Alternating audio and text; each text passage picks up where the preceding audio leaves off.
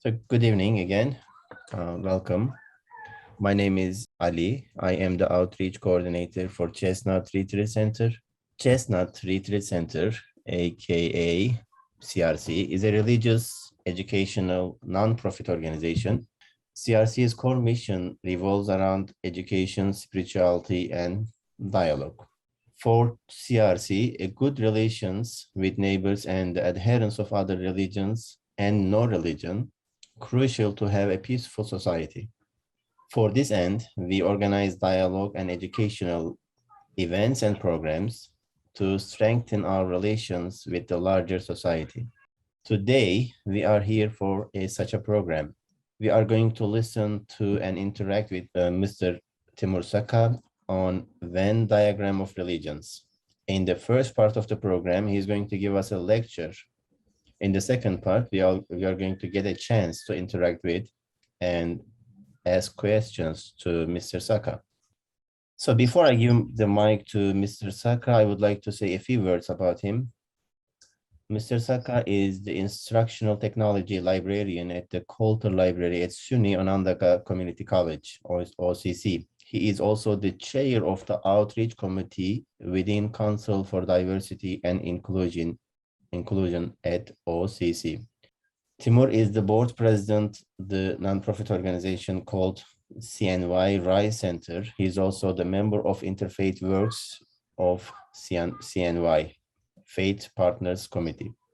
Timur delivered a TEDx Talk on April 2018 on the topic of Venn Diagram of Religions and Interfaith Approach to Coexist, similar to the topic that we are going to discuss today.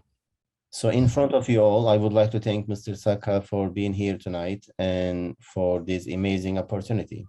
Welcome, Mr. Saka. The stage is yours. Thank you so much, Mr. Ak. I appreciate your wonderful presentation. I'm just so excited to be sharing a virtual space with wonderful people tonight that even though I might be presenting, I believe there are a lot of wonderful characters tonight who will be maybe having more treasures to share by than me. But let me quickly also kind of introduce myself a little bit also that I was born in Turkey and I had all the way up to the end of college. I was in Turkey and I did English language as a second language department that I was there in Istanbul. And then after the graduation, I came to Denver, Colorado for my graduate degree that I did in information science and library science. Then kind of my story continued from there. I'd like to ask quickly to our participants that as it was mentioned by Mr. Ak that I did a TEDx talk a couple years ago in the same topic. I don't know if anybody has seen that or not. That kind of helped me a little bit to continue, because I don't want to kind of repeat myself that I did it back in the TEDx talk, that I go a little bit like a different direction if everybody is familiar with that. So I see kind of a head start shaking. So, okay, that's good. So we can kind of start from the beginning. Absolutely. But later on, you guys are welcome to watch it because I'll be in TED Talk, they give you kind of about like a maximum 18 minutes. So you're kind of limited by the things you can share, or mention. So I'll try to a little bit go deeper about my experience with the interfaith dialogue. But you are guys also welcome to watch that later on also. So let me also kind of give you a little bit like a backdrop of my story, that when I came to Denver, Colorado, year 2000, within a couple of months, unfortunately, we had 9/11 in the United States. And it was kind of a big shock for me to be in the middle of a new country as a Muslim immigrant. And I was like having really hard time to be able to handle the situation because there was so much hatred all over the country about the Muslims, Muslim immigrants. I was a Muslim student myself. And unfortunately, the people who did the 9/11 were also student visa Muslim immigrants in the country. And even my own language school has canceled my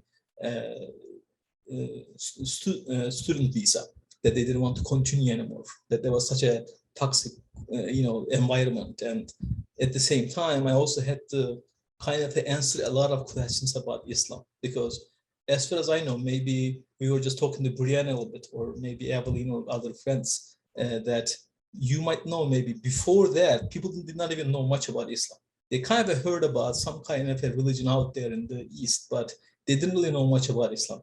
9/11 kind of brought Islam into the conversation. Unfortunately, brought a negative conversation, but it did. People start questioning Islam. And I didn't know how to answer those questions. I didn't know how to deal with it. And I didn't have my own experience dealing with the other faith traditions, because I was coming from Turkey with like a 90%, 95% Muslims. And we didn't have any interaction with any Christians or Jews or something. We had our own kind of a limited world view of other religions while we were in Turkey. So coming to the United States, it was really a big challenge for me. And then 9/11 happened, made it even more challenging for me to be able to have a decent conversation with people and learn from one another. But that setting, that environment also pushed me to really go further into the interfaith dialogue. I found out that there was such a needed message, especially in the United States and the rest of the world, that needed to happen. And since I was in the teaching department, when I was trying to open a bank account, the banker asked me what kind of a job I was doing. And then I said I was a teacher. And then she told me, do you know there's a famous, a saying in the United States, saying that the ones who can't teach. And it just kind of blew my mind that was the expectation of the teachers. The ones who cannot are teachers. And it was some kind of a different mind shift, because back in Turkey, teachers were so valuable that besides the mayor or the judge or something, then comes the teacher. They were that valuable over there. So here, there was that kind of a perspective, was kind of a shocking to me. And then a second kind of a saying that I heard from a friend, saying that most violence throughout the history was because of the religion. If we did not have, these religious communities, we would not have this much violence around the world. And that was right around the September 11th time. There was a second statement that I was having really hard time dealing with.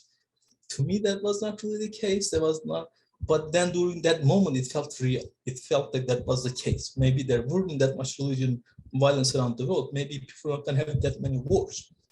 So if you wouldn't mind, I'm going to go ahead and share my screen with my presentation, so we can kind of start the conversation from there, and I'll be happy to be able to interact with you and get your questions and everything. So that was a statement that I was kind of grappling with, is the religion number one cause of all wars throughout the history?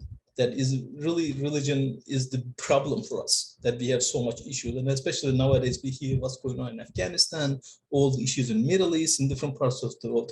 Was that really the case? And I was kind of dealing with it because my understanding of religion was different back in Turkey. Coming to US, I had to kind of reevaluate everything I have. Maybe I was believing in something that was not really the case, that maybe my religion or the other religions had issues with violence, so I had to reevaluate that and everything like that. Then, being a librarian, I had to do some research. Okay, let's find out. Let's do some fact checking on this. Is it really true or not? And a Jewish rabbi, Rabbi Alan Luhr, did a study about the wars throughout the history. He studied the encyclopedia of all the wars in the history in 2012, and he documented one by one every single one of them, and then he found out that only 7% of all the wars in the history was caused by religious causes. The rest of them had other causes, economical causes, political causes, and things like that. So only 7% was really like a holy war or religious war and things like that. He also mentioned that among all the people killed throughout the history during the wars, only 2% were killed during the religious wars and religious, cause wars and things like that. So as a librarian, when I saw those numbers, I was like, this is not the case. The religion did not deserve this reputation. That we had other reasons to fight, not just religion. It was just a small portion of the picture there. But the way that we see it nowadays, that it looks like every time there is some kind of issue going on, there is some religious reasons behind it, especially when it comes to the violence, and how are we going to deal with this? It was a big challenge for me and everybody else there. So as I mentioned, that kind of a setting post 9/11 gave me that kind of almost like a mission to go out and seek conversation with the other faith traditions, that I could learn from them. At the same time, I can also talk to them and saying that what you see on the newspapers, on the news and out there is not the religion that I know. My religion does not teach me and go kill people out there or something. I didn't learn this way. This is not what my religion is. I want to have that conversation. I want to learn from a Jewish friend. I want to learn from a Christian friend. At the same time, I could share my stories with them in there. So I want to share this cliche that while we're having interfaith dialogue, there's always the famous saying that we have more in common than differences. Okay, that's awesome. That's great. Is that really the truth for between the religions? Do we really have that much common that we can share together? Or we are so much different than one another that we cannot get along with each other? I want to kind of study that. I want to check that out. And when I was involved in many different interfaith dialogues, I remember in Denver, Colorado, I was literally going church by church, synagogue by synagogue, knocking on the door with my terrible accent and saying that, hello, I am from this, I would like to invite you for an interfaith dinner. Would you like to come join us or something like that? And it was really a, interesting experience for me, that I was just like nobody coming out of nowhere as a Muslim guy at their door and asked them for a dinner for interfaith activity. I had wonderful responses that we built like a lifelong partnerships and friendships afterwards. I also had some really like a negative, responses that one religious leader told me, while I know as a Muslim you're gonna go to hell, why would I sit down and have a dinner with you? That I can only have a dinner with you, that I know you are gonna be part of my faith, then I can talk to you or something. So I had that experience. At the same time, I had some other experiences really kind of encouraged me to go further. And during all these conversations, I start exploring more and more that we have so much in common. That yes, we have some differences here and there, but the bottom line of many of our faiths, we can really sit down and share those beauties and commonalities together. So with this cliche, I want to study that further. And again, as being a librarian myself, I want to go search out there. How can we make like a formula of these differences and commonalities? So it comes in my mind is about the math Venn diagrams, and let's do a Venn diagram of religions, especially some main religions that we know, and trying to find out how much are common, how much are uncommon, and we can figure it out. I started doing a search on Google, and this was one of the most common pictures that I found on Google. And it was kind of how can I say, like a joke to me. I don't know, I'm sorry to say this, but after all these conversations and religions and everything, there are only like 4 or 5 commonalities between all those Christianity, Islam, and Judaism? Or is it really the truth? I just was a little bit surprised that there were some things like here talked about that, yes, Jewish people have the book of Torah and they worship in synagogue. There are some differences. And they have 3 divisions like Orthodox, Conservative, and Reformed, and Abraham is an important prophet.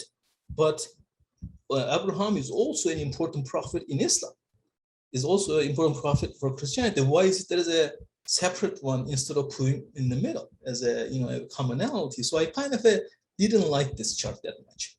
Then I was like, why should I just create my own chart? Why should I just start thinking and do my own exploration about building my own there? So I started working on it. So number one, for all these 3 religions, we all believe in God, that we believe we were created by God and we can share the love of God. And then we also believe in the holy books that we can all study and appreciate and read together.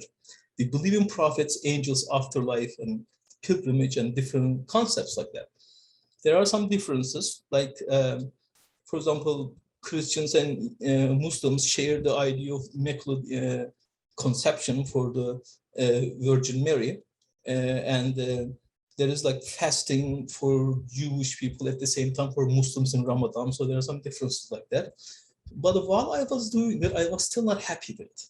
I was still like, this should not be it. This should not be just some kind of a how can I say, like a shallow level of differences and commonalities, but there should be something deeper than this. Then I start more thinking and reading and researching on it. Then the question of humanity come to my mind. Yes, we have other like prophets and angels and afterlife as commonality, but what about the humanity? What does each religion think about humanity? Then to me, that should be like the most basic common thread that we have with one another. That should be the starting point from there. So then I start thinking about the humanity in other faith traditions, and it reminded me of one of the example that I have from my Muslim background.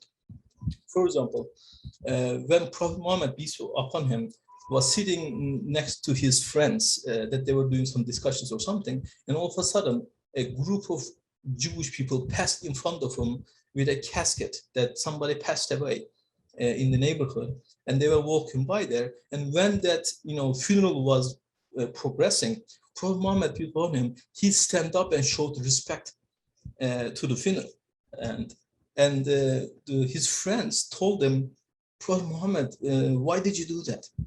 That lady who died was a Jewish lady. Why did you do that? And then Prophet Muhammad, peace be upon him, responded saying that, wasn't she a human? Like, you're saying he was Jewish or something, but the bottom line, that person deserves respect because bottom line, she was a human. And that is what I learned from my faith, that I know humanity was the starting point for any conversation. That somebody before they are Muslim, they were first human and then the Muslim from there. And there's also something else that tells me in this picture. Number one, there were Jewish people living in that neighborhood peacefully. They were able to practice their religion peacefully. That Muhammad, as a Muslim prophet, were not going chasing people to kill the Jewish or something. They were living together and they were showing respect to one another. They were part of the life together there. So I don't know why in some parts of Islamic world, they cannot do that nowadays. I don't know a Jewish family could do this right now in Saudi Arabia. I don't know if they can do or not. But during the Prophet Muhammad's time, they were able to do that. They were part of the life over there. And then I also studied some other examples from Christian leaders, and Desmond Tutu from Africa, he also said, my humanity is bound up in yours, for we can only human together. So if I need to be a human, I need to be connected with you. You make me human and I make you human. We become human together. We cannot be human separate. That is, I believe, also the essence of Christian faith, that they focus on the humanity first, about our main connection there. And also Mother Teresa said, if we have no peace, it is because we have forgotten that we belong to each other. If I alienate you, if I make an enemy out of you, if I dehumanize you, then I can have a war with you and I can kill you. But the first step is to dehumanize you first. That is always has been throughout the history. And again, we were just talking a minute ago with Brianna about her husband, that her husband's family was the survivors of the Holocaust. And during the Holocaust, the first thing the Nazis did was dehumanize the Jewish people, dehumanize the Gypsies. And then the people were then able to accept the fact to kill these people. But the first step is dehumanize them. So we should do the opposite. We should humanize everybody. We should be able to find humanity as our common theme. Then we can build on it from there. That should be the first common thread that we can have it together. And while I was in Turkey, I was also inspired by many books and teachings of Mr. Fethullah Gulen, the scholar from Turkey, because he brought the idea of interfaith dialogue the first time in Turkey. And it was quite, how can I say, groundbreaking idea that we did not have much of a interfaith dialogue in Turkey in recent history. And I don't know how much history you know about that part of the world, that especially after World War I, Turkey has become such a closed box as a nationalistic box in the Turkish land over there. We kind of cut our relationship with many other nations and other groups around our little country. We were all focused inside the country. I didn't, as I said, have met any Jewish people in my life until I came to the United States. Even though we had Russian neighborhoods. I met Russians in the United States, not in Turkey.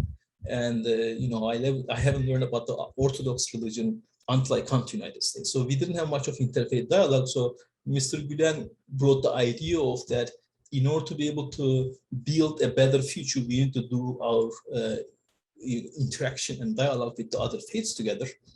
So he came up with the idea saying that I am a human first, and then I am a Muslim.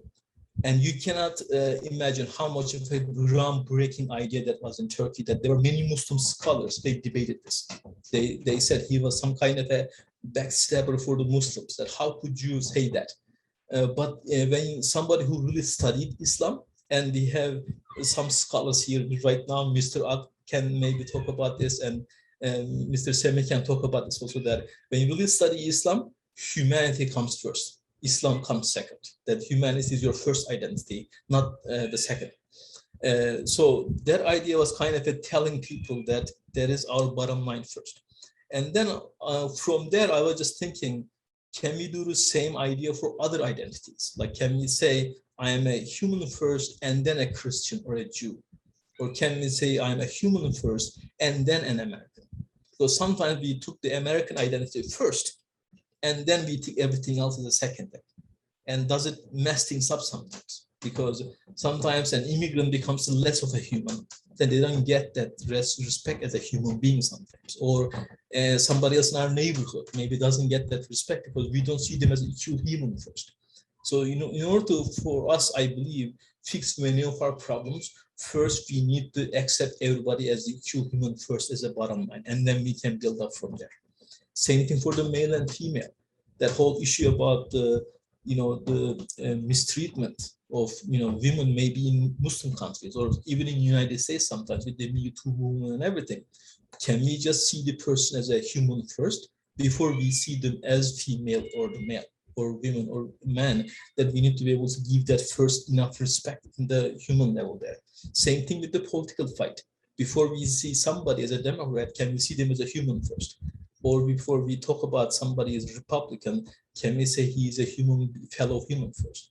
I was really shocked that a couple of years ago during the, I don't want to go into polls or something, but just want to give an example, is that during the election year and everything, Trump Jr., I believe, was talking about the Democrats in one of the TV channels. And he said, Democrats are not even humans, he said. And that kind of felt like shocked me, because I was studying this and I heard similar conversations in Africa when one tribe was trying to do genocide to another tribe.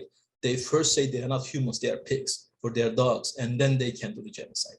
Or Nazis did a similar thing, whatever. That is a dangerous area to me.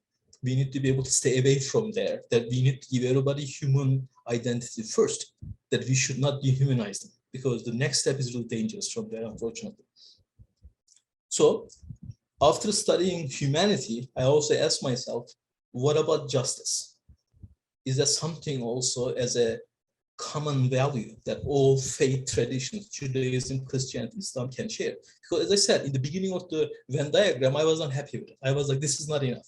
As far as I know, after all my conversations with hundreds of different people with different faith traditions, we have a lot more values than just only 4 or 5 different little values there. There should be more than that. So then I studied justice, and again in Bible it says that seek justice, love mercy, walk humbly with your God. That I know after all my conversations with my Christian friends, I know how much they value justice. That for them, justice comes in before many other values out there, because you cannot build a society without building a justice system first. We should come first in there. And also with the Jewish tradition, it is one of their core value that everywhere they build some kind of a synagogue or faith system, they want to first establish the justice system first. And when they are training the rabbis, this is one of the things they teach the rabbis, saying that justice and justice shall you pursue. They want the rabbis to pursue the justice first, and it is their core value at the same time. And it is the same thing for the Islamic culture also. So if I believe that if we can build a society that values the humanity and values the justice, I think we will fix 90% of our problems. That we are not going to have these current social justice issues or, civil rights issues or anything like that would not happen, because we are nowadays, unfortunately, violating two of the most valuable, value system that we should be keeping sacred first before we judge others there. And also we have the example of Martin Luther King saying that injustice anywhere is a threat to justice everywhere, because it becomes an example that an injustice happening in one country out here, all of a sudden with the new social media and everything, kind of spreads to other places. That we should be able to stand against injustice in any kind of situation to be able to keep our society safe. And then, while I was working on this, I was part of another interfaith dialogue circle, and I kind of shared my idea. And I had a Hindu friend, and she told me, why don't you study the golden rule? She said, because from my experience, she said, almost every faith has some version of the golden rule. So I started searching it. And then I found a list of different faiths that all, address the golden rule within their own faith system. And it was like almost every religion that we know out there, from Taoism to Native American spirituality to Judaism to Baha'i faith, Hinduism, they all have different version of the golden rule that was built in there. So why don't we work on this? Why don't we put all our energy and effort to work towards the golden rule of, treat others as you would like to be treated? And this passes in Islam, it passes in Buddhism, and as we all know how much it's been a big part of the Christian faith also, that we have this wonderful golden rule of as a value in front of us, that it is such a wonderful common, like a blanket statement, that most problems again can be fixed with this. If you're going to try to oppress another community, would you like that to be done to yourself? If you say no, then don't do it. If you can somehow stick to this rule, it can fix many of our issues within our own little cities, in our communities, because that builds empathy, that builds that kind of a connection that with the next person that you value and respect, that makes a big difference like that. For example, in Talmud Shabbat for Judaism, it says that what is hateful to you, do not to your neighbor. And it's interesting that it just mentions the neighbor here. And if you again talk to some of the Islamic scholars, in many of the statements Islam makes, they always mention the neighbor. They don't say your fellow Muslim, or they don't say your Muslim brother or sister. They say your neighbor. Because in Islam, we know that neighbor can be anybody or any faith. It is part of the human society. So whatever you are doing as a statement, as a treatment, you should have your neighbor as your person that you can treat with them regardless of their faith or background and everything like that. So then I realized that all these wonderful values that we talked about, humanity, justice, golden rule, peace, and everything, it is not just these three major, Abrahamic religions that they share our values. Other religions that we can all share, that if you look at Buddhism, humanity is all woven into it. If you study Hinduism, justice and the golden rules are all built into it. That instead of we are spending so much time about our 5 or 4 differences, we can have like a list of maybe 100 different common value system that we can spend time on. So that cliche of we have more in common than we have differences, now I was able to put that into reality with my research and put it on there onto the Venn diagram, that yes, we have a lot of commonalities, and this is just a couple of them. There's a lot more, but I started reading through of all different religions, and I found out that taking care of the weak and the poor is common for every religion out there. Taking care of the community is a part of it. Giving charity, the healthcare for who needs it is a part of every faith tradition out there. Safety of individuals or the community is built into every faith tradition. Do not kill, do not steal, no immoral sex, or statement against the violence, or statement against poverty, greed, racism, corruption. All those things are common in those faith traditions. So when we sit down and have a dinner, we can start sharing those ideas and say, this is how my religion interprets this, this is how we say it. And then another friend coming from another tradition of, I don't know, Hinduism or something, they can share their idea. And I found out that most of these rules, starting with the humanity, you don't even need to be faithful. You can even be atheist and still believe in those values and still share with us. Then when you make those areas bigger and bigger and bigger, life becomes more, how can I say, breathable. Now we have enough breathing space that we can calm down and know one another and spend time together, rather than we just make it more and more and more narrow and say, only these people can, be with me, or I can only talk to these people, or I can only do this, kind of connection with the people there. So I want to also put more research as a librarian to find out, is that really true that these faith traditions are really practicing what they are preaching? And I found this article studying Pope's speeches in 1 year, that how many words have been repeated in those speeches, to find out, was he really talking about these values that we talked about before? And Pope has talked about love 154 times in 1 year. All his speeches, he did 154 times mention of the word love in there. He also mentioned word joy 109 times. He mentioned the poor 91 times. So he puts the taking care of the poor as part of his many statements and his focus on these statements there. He talked about peace 58 times. As I mentioned, justice was mentioned 37 times in his speeches. So as you can see, the top representation of the religion, that is their focus. But when you look at the media or other places, this is get all ignored. And we only talked about how the Christians cannot get along with Muslims in this country, or how these two tribes are fighting because of this or whatever. But we are skipping this everything that has been mentioned in the Christianity for that whole year, that we don't mention about that. And I want to do similar practices with the Quran. Love has been mentioned 190 times in the Quran. Mercy of another person is 79 times. Justice has been mentioned 23 times. Peace. Look at forgiveness, have been mentioned 234 times.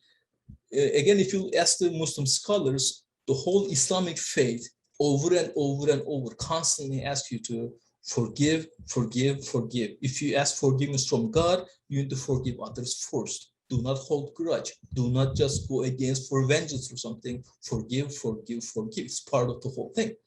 And again, Torah has a similar approach.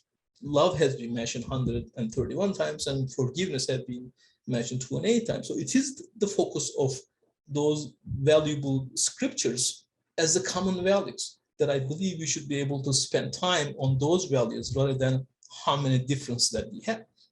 Again, coming back to the Mr. Fethullah Gulen, that as I said, has been inspired with some of his books and his sermons. There is one thing always resonated with me, that he said, have a chair available for everybody in your heart. Just kind of think about this for a second. Like, think of a room, and somebody walks into the room, and whoever walks into that room, there is always a chair available for them. They can sit down, that they don't need to be alienated. They don't need to be kicked out of the room or shut the door onto their face or something. He says, have a one chair available for them, regardless of who they are in your heart. That is the humanity, because as a human being, they deserve that chair. You do not have right to be refusing to them, no matter who they are. But he says, sometimes you can prioritize. Like, some people are so close to your heart, maybe you can bring them into the front seat. or somebody has some issues with you, you have some other whatever, you can put them over on the side or something, but still everybody has a seat. He says, do not let them stand in the room. And if you treat everybody like this, that at least we humanize them and accept them into our heart as a chair in our heart, they will be able to have a connection with us. That we can say, I disagree with you 20 different ways, but I can still sit down and share a room with you, sit down with you. Not like another Christian leader told me, I cannot even have a dinner with you while I know you are gonna burn in hell or something. That he closed his heart for me, even though he's a religious leader, he didn't learn about this somehow from his teachings and everything like that. I think we should put our efforts for this direction, that no matter who they are, they should have a seat in our heart, no matter what. And Nelson Mandela, as you know him, has similar ideas about that we do not shut down our doors to other people when we were first born. Look at the babies. They don't care who they are. They will stay play with the other babies and children at any time.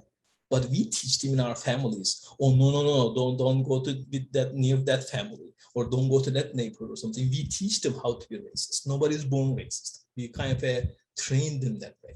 So we need to kind of untrain ourselves and go back to our originals again. And again, Mahatma Gandhi says that do not lose your faith in humanity. Just a couple drops of dirt does not make the ocean dirty. So humanity is like an ocean.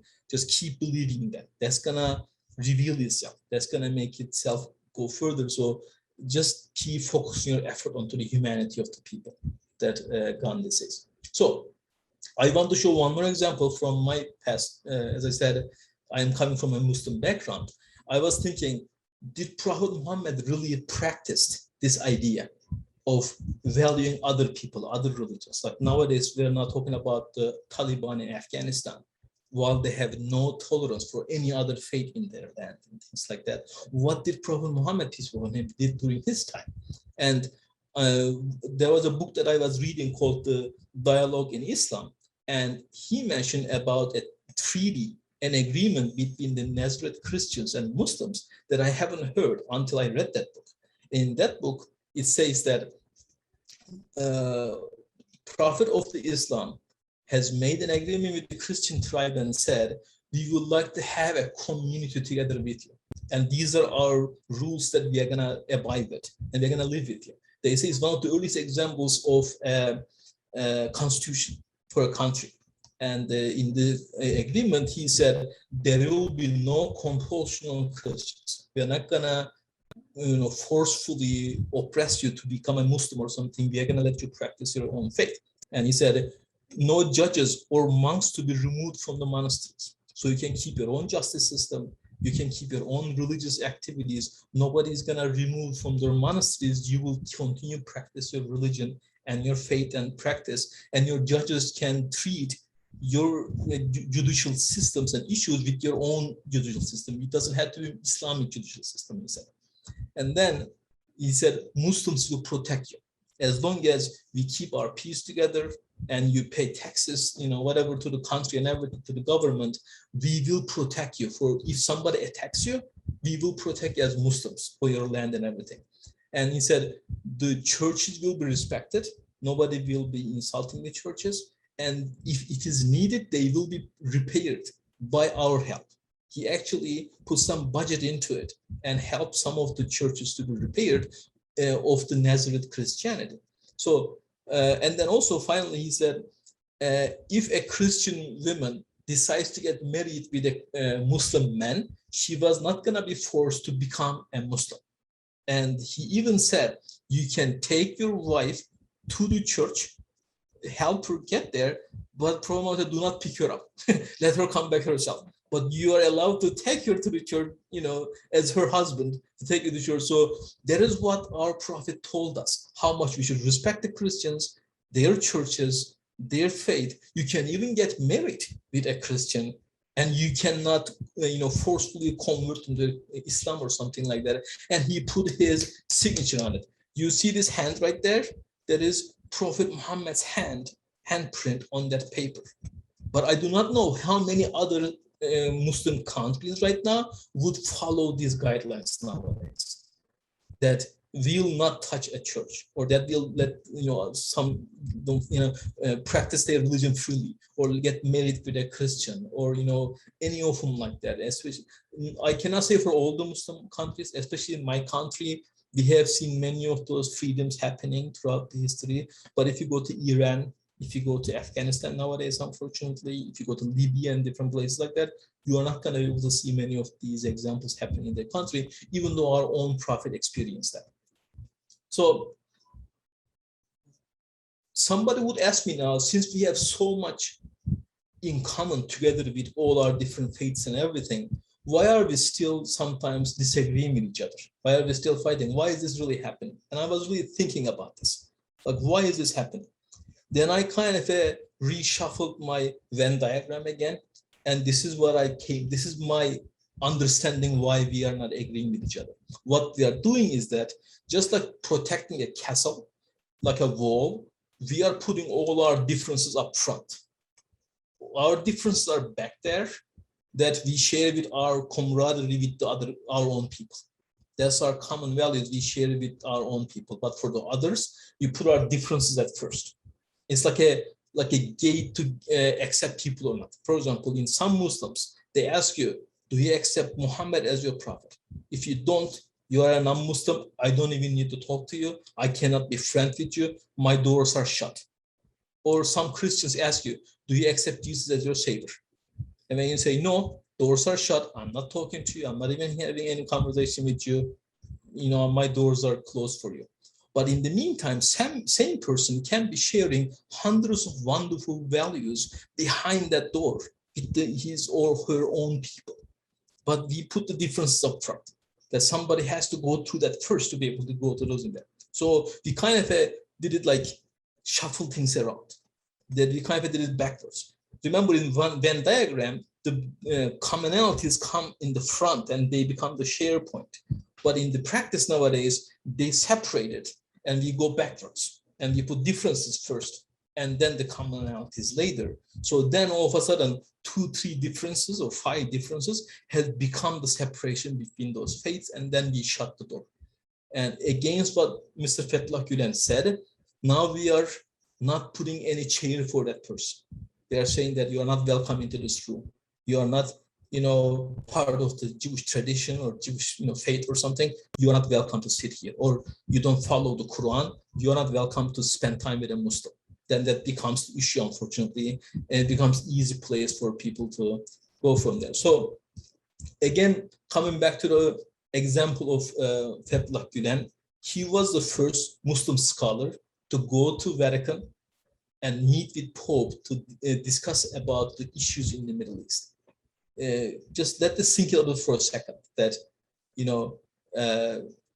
as a Muslim scholar leader, he is the first ever Muslim scholar to go to Vatican and meet with the Pope, because many others believe there is a betrayal, that you should not be doing that. And he actually got a lot of heat by doing that. They again told him maybe he's a secret Vatican agent. Maybe he is like a secret agent of the Vatican inside the Muslim countries or something like that. But he did the same thing with the chief rabbi of Israel. He met with him. He met with the leaders of the Orthodox Christians. And his idea was, how can we somehow find these commonalities and still live together? Because that's the only way solution in the Middle East. We cannot solve the Middle East with the armies and everything else. We need to be able to fix the Middle East with finding commonalities together. But unfortunately, as you might know right now, being in Pennsylvania, people don't like that. People don't like to talk about commonalities. They want to talk about differences and create wars and everything because it makes profit. It needs to be keep going on that cycle like that. So right now he is in exile in Pennsylvania, in Pocono Mountains. It's been about 22 years or so, as far as I know. And right now his people that he inspired to open schools and interfaith dialogue centers and everything has all of a sudden became terrorists overnight. And about 150,000 of them has been arrested and detained and tortured, and schools and hospitals have been shut down and judges have been jailed and everything. It just shows us one more time, even though this is wonderful to talk about interfaith dialogue and the multicultural dialogue and everything, it is still a risky business. It is not that easy.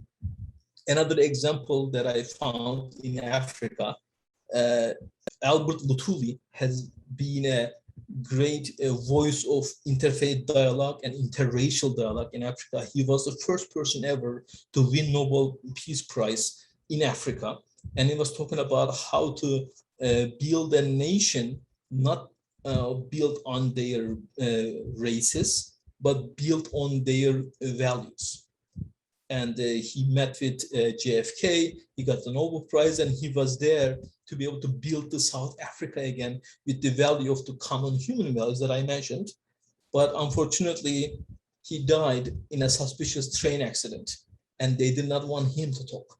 They did not want him to do the work of the interfaith dialogue, interracial dialogue there, because that was against what was the norm. The norm was talking about the differences. And if you look at Mahatma Gandhi, unfortunately, he was assassinated. If you talk about Martin Luther King, he was assassinated. That unfortunately, anybody who's trying to build peace and talk about interfaith dialogue and everything, it kind of goes against many of the profit or the common interest of other people, and they want to be silenced. So this is a tough work. It looks kind of a nice and great, and let's all share and talk together, but it's a serious business, because unfortunately, there's a lot of people get profit out of the violence and gets a lot of profit and political agenda from differences. And you guys probably can know this from United States politics nowadays, that differences gets you votes. Difference gets you into the office, and you need to keep focusing on that, unfortunately. But I still believe the true work is the commonalities. We need to keep working toward that direction. So I want to talk about quick examples what we are doing in Syracuse area. That, as I said, I'm part of Interfaith Groups initiative here. Every year we do World Harmony Day, and we invite more than 45 different religious groups, institutions every year together. This was taken before COVID, unfortunately. The last couple of years it had to be virtual. But for one day, all those about 700-800 people come all together, and every group had about 10-15 minutes to share their message with the rest of the other faith communities. Throughout the program, we sing, we dance, we read Quran, we read different things. We spend a whole day together with the World Harmony Day with more than 700 people with all different religions in Syracuse. And many people comes there, and then they start dialogue from there, and they go from there. I was part of the interfaith dialogue circles for many years. This is a little bit deeper, the next step. When you get together for a big event, that's only for a couple hours and you go home. But then how much did you learn? So we decided that you can be part of a 7-week, almost like a 2 months of a program. And the whole structure of every week is being decided. And you have many discussion points, questions, activities that you build together. And they specifically select like one person from each faith groups. And they can really talk about their ideas and everything like that. For example, one idea maybe you might be heard of, one activity is that they ask you a question and say, have you ever done this? Have you ever done that, or whatever? And if you say yes, you go step towards the center of the room. But if you say no, you go back of the room. And at the end of the whole activity, you find out that only 1 or 2 faith traditions are the main faith traditions. They are normal in the middle of the room. But all other ones out there in the corners of the room, because they are not the main faith traditions, and they have been sometimes, felt with discrimination and different things like that. So we had those kind of activities with the circles, and after these 7-8 months, they become like best friends together, even though they're from faith traditions and things like that. So to me, that's the most valuable work that we can do, or I can do nowadays. We have also a similar activity called Day of Dialogue. We connected with a synagogue in Syracuse area, and we decided that just a couple hours of activity is not enough, so we are doing a whole day of dialogue. So we go in there in the breakfast time, we eat breakfast together, and then we go into the separate, like a conference panel rooms for a couple hours, then we get together, we discuss that again. In the meantime, the children are doing the similar program. that they are all doing activities with different faith groups together. So we have about like 80 or 90 from 4 different faith traditions are coming together. And then there's like a faith leaders, they are doing presentations. We have common panel discussions. And then at the end, we all get together. So we are really believing nowadays that those kind of well-structured day-long activities make a huge difference for people to meet with other faith traditions there. We do different picnics with other faith groups, like my center, CMI Rice Center, in the middle of a Zen center of a Buddhist tradition and a Unity Church, and we have the Muslim Rice Center group. All of us, we call them the Wonderful Triangle, and we have a picnic together every year with hundreds of people, and then we share our differences. And there's like a yoga corner in one area. We have another area that we talk about Islam and things like that. It is all one big, huge picnic that we do together. So we try to put it into action also. So I want to finish finally about a famous poet from the Turkish history called Rumi. You might maybe heard of him. And Rumi says that, come, come, whoever you are, wanderer, worshipper, lover of living, it doesn't matter. Ours is not caravan of despair. Come, even if you have broken your vow 1,000 times. Come, yet again, come and again, come. That it just keep inviting people in rather than pushing them out. And he also says that I am like a little, what was that called? I forget its technical term in geometry. You have like a little thing to draw a circle. I forget its name right now, but he says my feet are like that. One of my foot is stable on my values and my background, my culture and everything, but my other leg, he says, travels 70 other faiths and other communities. That I can still be true to myself with one foot, but I can still visit other places at the same time, like that little, like a geometry tool and things like that. So to me, that is the valuable work, that we should be able to have that connection with everybody else. And I'm so sorry, it has been a long presentation. I'm gonna finish here and be silent, and I'm gonna now let you guys to share your own stories or ask questions, that I'll be happy to have more deep conversations with you also. Mr. Saka, thank you. It was a really lovely presentation. I really liked it. I remember watching your TEDx talk, but this is more rich and, more content and everything. I really appreciate your time. Thank you, I appreciate it. So before we move on, I got a question from Pastor Nicole. You mentioned that Mr. Gulen initiated dialogue in Turkey. So she's asking, is it hard to have interfaith dialogue in Turkey, given the population, as you said, was over 90% Muslim? So I would like to kind of deepen that question. Considering the population of the US, what approach would be better to take? I mean, some religious population is much more than the others. How would we kind of, I don't know, minority feel kind of compressed? I suppress something sometimes minority feel different, but how would you define our approach? And also the first question, please don't forget Nicole's question. Yes, let me answer to Nicole's question, and then we can come back to the question also, is that it's actually, how can I say, can be answered differently in different parts of Turkish history. As you know, Turkey comes from the Ottoman background. And surprisingly, as many people doesn't know about this, but Ottoman Empire was surprisingly tolerant to the other faith traditions. Western countries went through medieval ages, and they call them the dark ages, because that was a dark time for them. But again, unfortunately, they think that was a dark ages for the whole world. It wasn't. Middle Ages was like a golden ages for the Eastern countries. And during that time, the civilization was a lot different.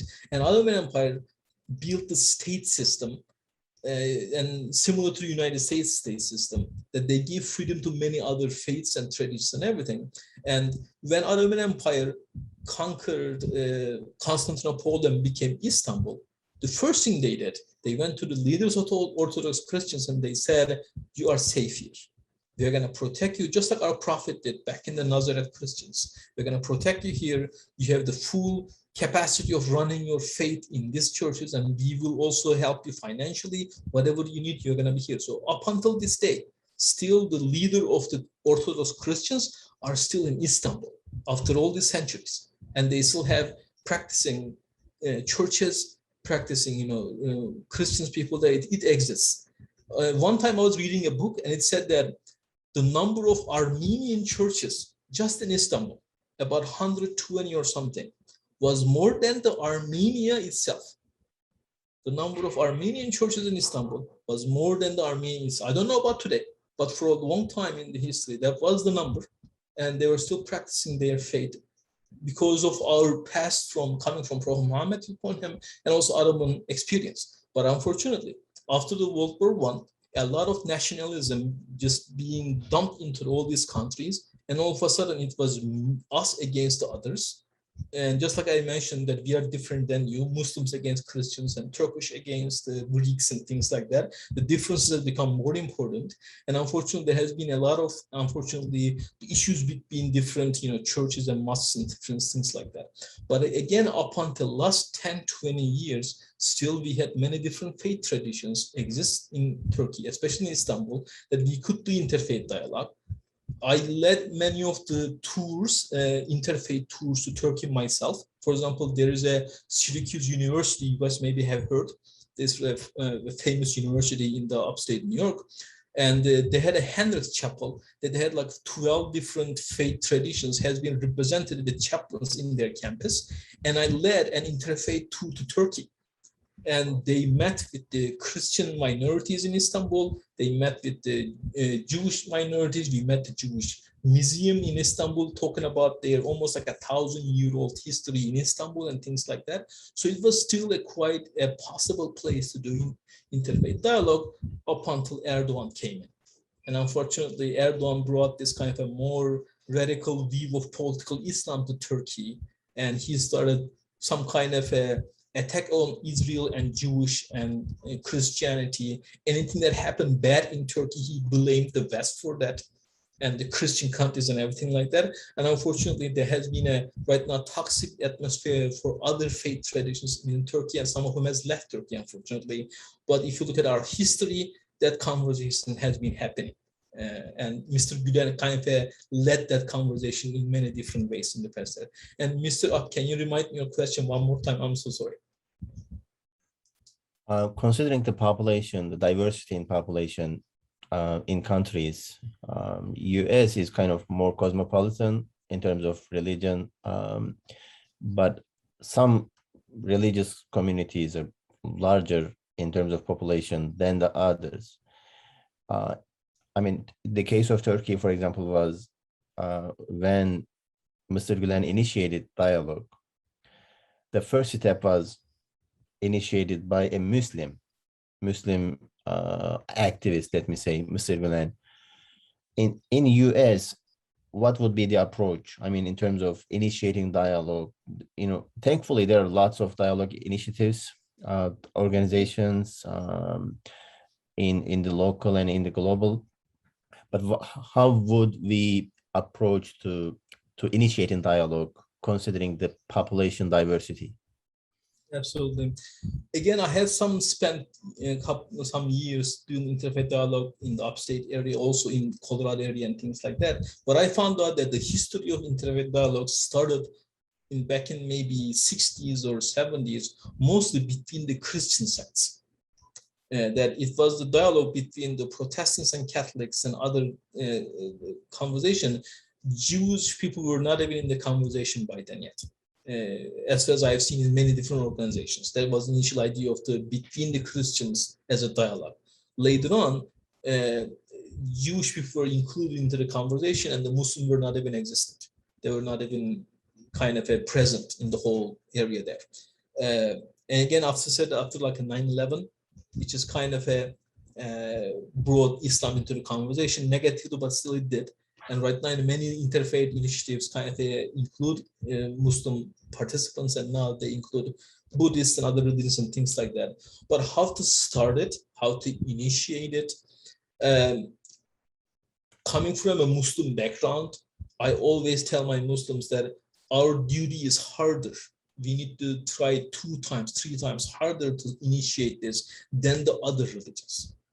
Because right now, people are not really questioning much about the notions of the Catholic belief or something that is kind of a well-known pretty much, or they're not much under attack nowadays as much as the Muslims are or something. That the biggest misconception nowadays mostly is around the Muslims and maybe some Jewish people they've been dealing with. They need to be more active. They need to be more present. They need to be the common councils of their neighborhoods. They need to be a part of the neighborhood watch associations. They need to be a part of the Red Cross or things like that. They need to be present in the community. People can say, oh, you are Muslim? Interesting. I have so much, things I heard about, but what about this? What about that? We need to be there. So to me, to start it, I believe my fellow Muslims need to take the first step. They need to be there to initiate it. But at the same time, going to my fellows from the Christian background or the Jewish background, I think they also need to sometimes kind of seek out the invite them in to be able to start the conversation, because a lot of times I see the Muslims are like, they're afraid. They don't know what they're going to face and what's going to happen. And when they see, a smiling face, a welcoming face to let them into the conversation, they are happy to share. But the first step needs to come. That's the hardest step, unfortunately. Yes. I mean, to me, whatever side it is, I mean, there's no side actually. It's all us. Whoever initiated dialogue, that's what's important. That's valuable. After that, people get along with each other and they love each other, regardless of their differences, because they see the commonalities that you mentioned: humanity, justice, golden rule, and other stuff. Those are what make us human being. As you mentioned, the first identity. So do we have any other questions or experience sharing? I have one more question. I was typing it in, but it's probably faster just to ask. Is World Harmony Day a national initiative that you're trying to start, or is it just a local one to Syracuse? Thank you for that question. Actually, it's an international movement. Okay. It was the Prince of Jordan, I believe, has about 20 years ago initiated that, but it is quite a structured process to apply to the international organization and get approved as an affiliate, and then they give you the permit to use that program for themselves and initiate that. But I believe in many cities around the country, the World Harmony Day is happening by different affiliates. Nice. And I believe Evelyn asked for the presentation, and I just sent the copy of my presentation to Evelyn. If anybody else is interested, I can also share that also. I want to thank you very much, and Ali, for bringing this presentation to us, because I taught world religions at a private school in New Jersey, but I'm a Christian. I'm a Presbyterian minister, a Christian. And so I didn't know a lot about other traditions. I knew something about Judaism because of the Old Testament, but not that much. But it was such a wonderful experience for me. And eventually, I mean, it was a Christian school, but there were many Jewish students there who traditionally had been forced to go to Christian services at the school, which I thought was appalling. And so I felt a responsibility to diversify our opportunities for students to get together and learn from each other about their traditions. So the worship experience became much more complicated for me, but teaching was such a delight. And we started getting more and more Muslim students, just the first year. And it was during Ramadan, and they were football players. And the students were looking at these 2 African-American Muslims, and they're kind of going, oh, that's so weird. They're coming to football practice in August, and they're not drinking any water or eating anything until sundown in August, when the sun is up forever. And immediately that spoke so powerfully to the Christian football players, because they were saying, these guys are real. They're for real. They're really committed. And it just opened a door for respect. And I mean, they thought it was kind of crazy, you know, because it's so dangerous not to drink anything or eat anything. But these guys were phenomenal. So that just really opened the door. And every year we got more and more diversity in our student body. So teaching world religions was just phenomenal for me, because I learned I was required to learn so much. If I'm going to teach about Buddhism or Islam, you know, to find that Mary and Jesus are on the wall of the great prophets of Islam. I'm like, what? I did not know these things until I had to teach it. And it was such a delight for me. So thank you. I resonated so much with everything you had to say in your presentation. And I just hope we can keep this ball rolling so that more and more people learn about how much we have in common. Absolutely. Actually, you should be doing this presentation, that you have so much experience yourself, I believe, at the campuses with other religions there. And there's also one more thing I want to mention also, is that as a Muslim, it is in our Quran, it asks us, go talk to the Christians, go talk to the Jews and the other religions or something. It's actually a requirement for us to do interfaith dialogue. It is not something we choose, like kind of a volunteer or something. You know, again, I'm not a Muslim scholar. I'm just a librarian, searches things and trying to find things and things like that. But to me, the interfaith dialogue is part of my faith, because even when I was doing the count of the different things, I found out that the name of Prophet Moses has been passed in the Quran more than the Prophet Muhammad's name on the Quran. It's a lot more, actually, like 3 or 4 times more or something like that. We value the whole Jewish tradition, the whole history of that faith, almost as much as they. It is part of our faith. Just like you mentioned about Old Testament still was our faith, and the New Testament is also still our faith. And but as you said, unless you make that connection, you don't even know that it exists in that Islam or other faiths like that. Like my daughter's name is Maryam, which is Mother Mary in Turkish. It is one of the most common girl's name in Turkey, just like Mary is the most common girl's name in the United States and in the Western countries. We share that. It is part of our faith. And again, it only appears when we talk. It only appears when we connect. Otherwise, we only have 2-3 superstitions about the other side and we stop it. We don't go any further than that until we share together. So thank you so much for sharing your experience, Cynthia, also. Any question, any experience sharing? If not, I'm going to end the meeting. So thank you, everybody, again for joining us tonight. It was really a wonderful experience for me. So I'll see you around next time for the next seminar, for the next Inspirarity Dialogue evening and other meetings. So thank you and have a good night. Good night, everybody. It was nice to meet you all.